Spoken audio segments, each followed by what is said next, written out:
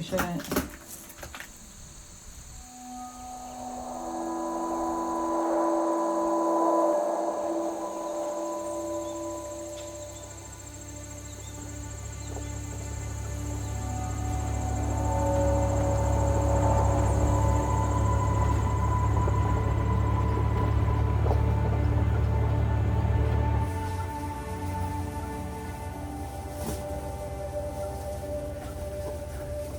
I was born in Jonesboro, Arkansas, and lived with my grandparents until I was 6. After moving to Wisconsin, I would still often spend summers with my grandparents. I remember days spent by the river and nights walking along dirt roads while discussing the constellations overhead. And I remember that it was sometime before the year 2000 when they bought this 64-acre property in the Ozarks. It was meant to be an off-grid haven in addition to their actual home. Just in case, the world went to hell. Over time, my grandparents added a few small cabins, outhouses, work sheds, and a main 2-story cabin. They also installed water tanks and dug a well, and even had a windmill brought in for generating electricity. But the lights never did turn on. And though the well struck water, there was never enough power to pull it up. Because my grandpa got sick. Really sick.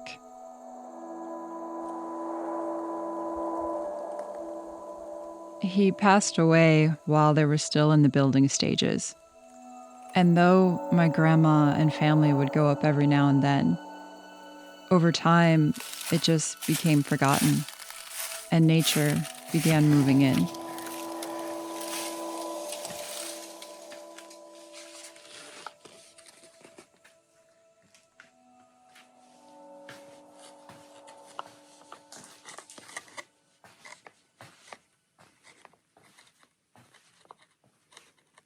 All the time that it has sat up here, you would just want to take that insulation out because it's been hot and cold and moisture. Right. Basically, they never finished the walls. They just put the insulation up. Now look at this fan. That's an antique. That's the fan? You still have that fan? Yep. Oh my gosh, I grew up with that fan. I didn't know it was up I here. love that fan. You want it? Dad would go to garage sales and just buy stuff for up here all the time. Over the years, trespassers have broken in and stolen nearly everything, even my grandma's wedding dress. So only the basics remained. But these things still tell a story. Rows of beans and rice stored in plastic Coke bottles, lining the walls of nearly every cabin. Travel-sized bottles of shampoo and conditioner that are 20, if not 30 years old. Random treasures that have been collected from garage sales since the 1960s. Relics from another time. Seeing it all here, in person, was wild. And it was also just kind of sad to see what was once a dream be so clearly lost to time. So they dug a well, but they were never able actually to get water up, but there is water down there. That was confirmed. And then this is the outdoor shower that they built. There's a faucet over there, tank, poison ivy. And there's another cabin back here that we're walking through. Yeah, this is super bad. I'm glad you're in here. Wow. That's why they've gotten in. But this one could be cleaned, I bet. My grandpa was the kind of guy who wrapped his cash in tinfoil to keep the government from knowing what he had. Before he died, we watched the bucket list together, and I asked him what 3 things would be on his own list. He said he would have liked to live in a teepee for a year, or wander the Australian outback with only the essentials. And horses. He wished he had spent more time with horses. Everything with him felt like a grand adventure, even the smallest things. He meant so much to me and left this world far too soon. Coming back to this place was emotional for me in a lot of ways. Even though I'd only been here a handful of times, all of them more than 20 years ago.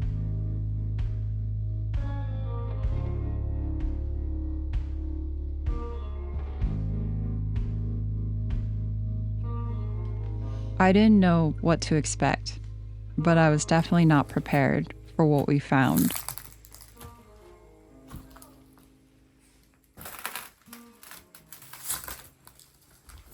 This is wild. Look at all this baking soda. Why is there so much baking soda? Oh, it's so bad. Holy cow. It's right there below this thing. Look at all the nuts in here they've been storing. This would be a big cleanup project before I would even start to build. So much to clean out.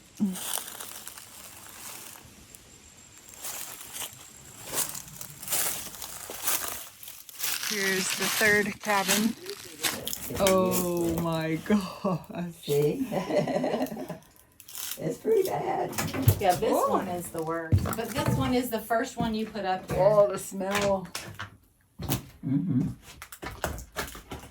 Yeah, mold. It probably should be in here.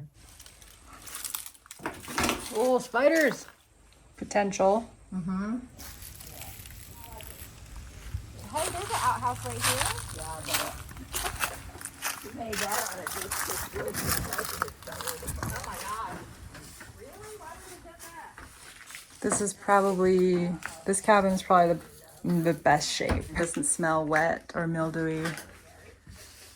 Looks like the roof is still intact. It's small, but this could potentially be a good base for building out the bigger one if I decide to do that. Look at that old frosting cup. Wow. I feel like I'm at a museum. Right? Yep. Well, this has been up here as Oh, look at all these survival foods. Jeez, these are like 20 years old. Yeah. Oh, 25. We're gonna put some mice traps in here and spray for bugs. And don't know when we'll be back. Hoping that this will help.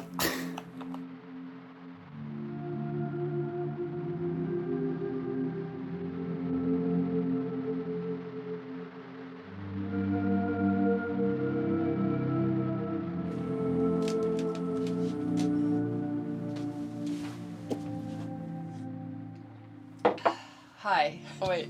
Hi. Surprise. It is 2 months later, and I am back on the West Coast. Bet you didn't see that coming. So, the cabins were in really bad shape. Most of them probably not worth keeping. It wasn't a total deal breaker for me because I was still open to saving what I could, but otherwise just rebuilding from the ground up. But as it turns out, the land itself is worth a lot. We didn't actually have it appraised, but judging by other listings in the area, potentially north of $100,000 to $200,000. And even though it's in the family, the land is part of my mom and aunt's inheritance and their kids, which does include me, but still really only works if I pay market value for the property. So considering the cost of the land, how much work it would require, and all the upfront costs of clearing a road and pulling water and installing solar and propane and all the things, it just didn't really make sense. Especially because it's so remote. Like, building a community would be tough, and my family would still be over an hour drive away. And I would be so far from the places that I really love. But I won't lie, it was a tough pill to swallow. I think I had just become really attached to the idea of kind of picking up where my grandpa had left off and learning how to build something off grid. And I know it's a really popular pipeline for road lifers to then transition to buying land and building it. And that is a dream I'm still interested in. But this just wasn't it. And it was a really tough thing to come to terms with because it seemed so aligned, it seemed to come out of nowhere, and it seemed just like the next step. but it wasn't meant to be, and that's okay. I spent the second half of October in Missouri with my family, and that alone was definitely worth the trip out east. I didn't film much, but I would love to go back sometime in the summer and spend time with them on the river. It's just so uniquely different from the landscapes out west. I did still seriously consider moving to Missouri, primarily because I have family there and I would love to spend more time with them. There's also the fact that it's just wildly cheaper to live in the Midwest or the South than it is to live on the West Coast. In Missouri, I would have the option of buying something outright that would be modern and comfortable, whereas on the West Coast, my options are more limited. After spending just a few weeks there, I found that I was deeply, deeply missing the landscapes of the West.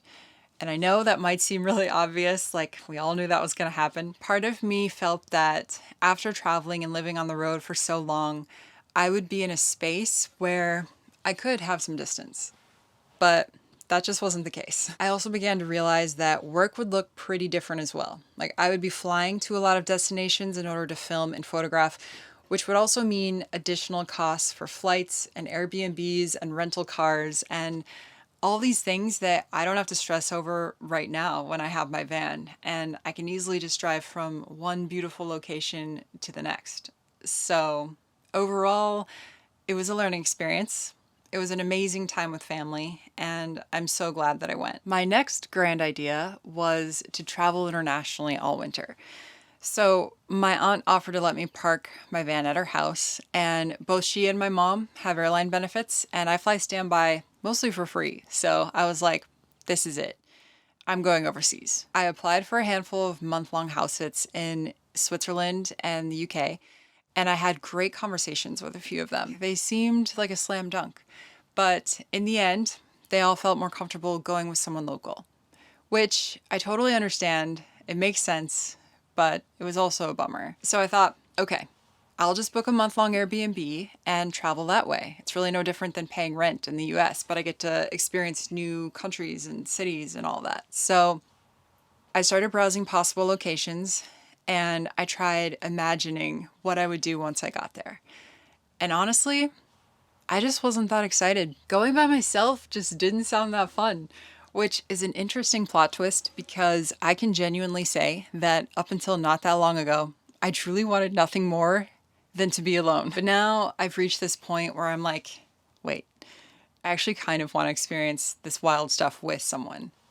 I don't know who, but yeah. I will say that if I had never been to Europe before, I would absolutely push myself to go, alone or not. But I've spent a fair amount of time overseas, living overseas, especially in Europe.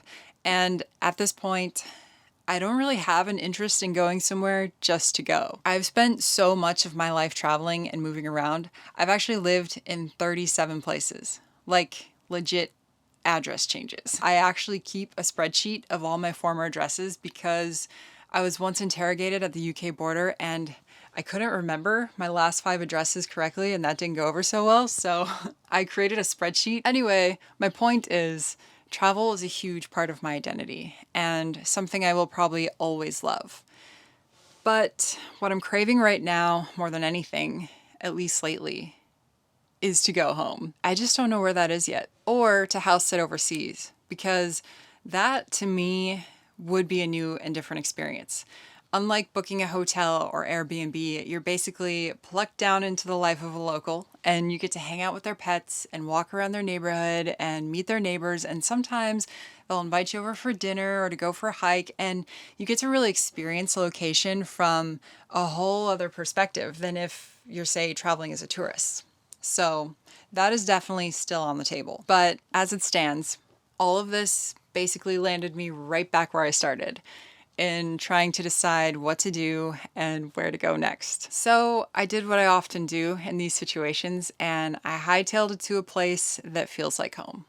And that place was Yosemite. I spent about a week just hiking and hanging out and reflecting, and I realized that this cycle of questioning is kind of an annual thing. It's a feeling that tends to surface when the nights are longer and I'm forced to spend more time alone inside my van with my thoughts. It's almost like a yearly review one where the underlying question is this still fun? Because most of us don't get on the road thinking, this is it, I'm doing this forever. Like, we get on the road thinking, I'll do this until I don't want to do it anymore. Or for some, I'll do this until I don't have to anymore. And so it's kind of this constant underlying question. Do I still want to live in this van? I don't think that question will ever go away until the day I don't live in this van. But I will say this. I love this van. It's my home. And it does give me anxiety to think about not having it. However, what I want in my life right now is routine, stability, consistency, and community. I could also really use some health insurance, which I haven't had since 2018, but that's a topic I will save for another video.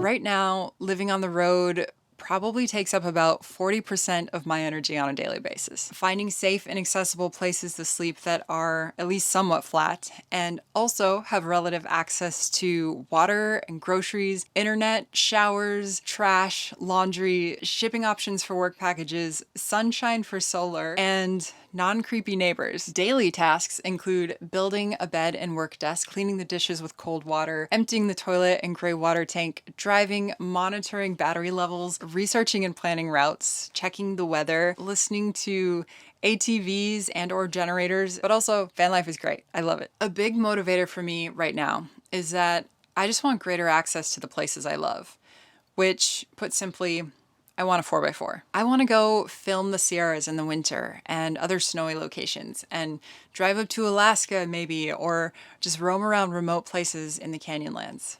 I want to film and photograph some harder to reach places. I also want to go backpacking and leave my car at the trailhead without worrying about my vehicle, my home, and literally everything I own getting stolen all at once. And truthfully, that's just not possible with my current setup. So here are my thoughts. One option is to sell the van, get a home base, and a 4x4 SUV similar to my old setup so that I can still travel for weeks at a time and also have a vehicle for getting around town. Another possibility is to get a truck camper and remain full-time. I think if I do that, it'll probably be after a year or two of living in a house or apartment first, because otherwise I would kind of just be trading like one set of problems for another. I could also just sell the van, pack a bag, and float around overseas. But again, that doesn't really satisfy my current need for routine, stability, and community. That brings us to the easiest path, which is to just do nothing and see if this feeling fades in the spring like it always does. After Yosemite, I drove down to Big Sur and spent a good amount of time along the coast just soaking up the sunshine, because what I ultimately decided to do is to commit to a 2-month house sit in Washington, which I am at right now. And it is currently week 2. My thought behind this is to see how I feel after 2 months in one place during the darkest and rainiest part of the year. Right now, the jury's still out because I am loving the stability, but we'll see what happens come February. You can probably expect more videos from me over the next few weeks because I'll actually have time to edit. And I'm currently working on a van tour that I filmed on the trip up here. I guess this has just been a little life update. Wanted to share about the cabins, and I also just wanted to be transparent and honest about what I'm going through, especially for all my fellow roadies out there. You are not alone if you're also feeling a little unsure of what comes next. I think it's just all part of the journey, and I feel like I've been talking for 10 hours. TLDR, everything and nothing at all has changed. I'm so grateful to all of you for tuning in and watching, and I hope you all have a beautiful holiday. I love you guys, and I'll see you soon. My hands are freezing. Ow!